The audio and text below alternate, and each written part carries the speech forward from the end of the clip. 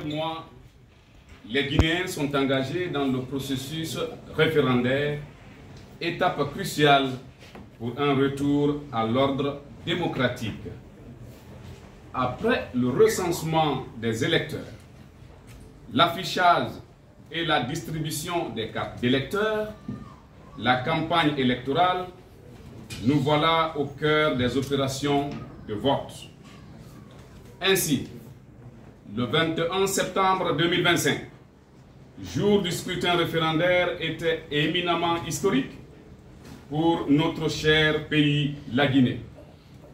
Les Guinéens étaient appelés aux urnes pour s'exprimer sur le projet de la nouvelle constitution, texte fondamental pour un retour à l'ordre démocratique. Les opérations de vote avaient effectivement été réalisées sur toute l'étendue du territoire national et dans les 34 ambassades et consulats de la République de Guinée à l'étranger.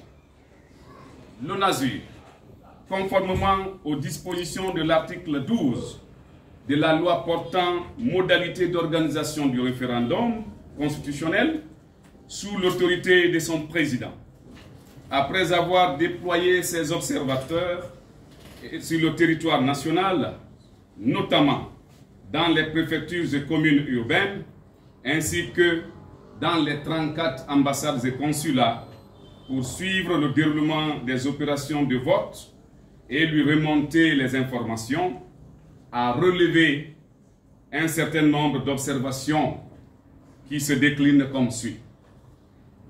De l'ouverture des bureaux de vote, en référence aux informations fournies par nos observateurs, la majorité des bureaux de vote ont ouvert le scrutin à 7 heures, conformément à la loi.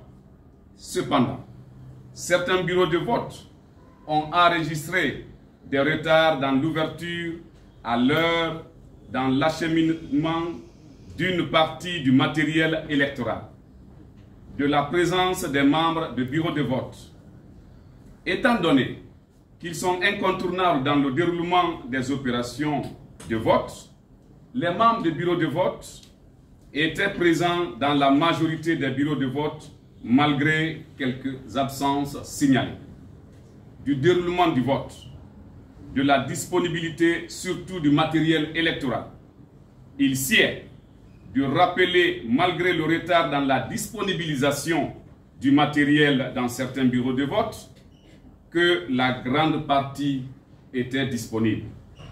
De l'accès des électeurs aux bureaux de vote, malgré le constat de l'éloignement de certains bureaux liés à leur déplacement, la majorité des électeurs ont pu retrouver leur bureau de vote et ont effectivement exercé leur droit de vote dans de très bonnes conditions. Il convient de relever que, contrairement aux précédentes consultations électorales, des efforts ont été fournis dans le sens du rapprochement de plusieurs bureaux de vote afin de faciliter l'accès des électeurs. De l'accès des personnes en situation de handicap aux bureaux de vote, l'absence de dispositifs adaptés a été constatée, mais des mesures ponctuelles ont permis à ces électeurs d'exercer leur droit de vote. De l'affluence des électeurs dans les bureaux de vote, en dépit de quelques difficultés rencontrées, l'affluence des électeurs dans les bureaux de vote a permis aux citoyens d'exercer leur droit de vote dans un climat de sérénité et de paix.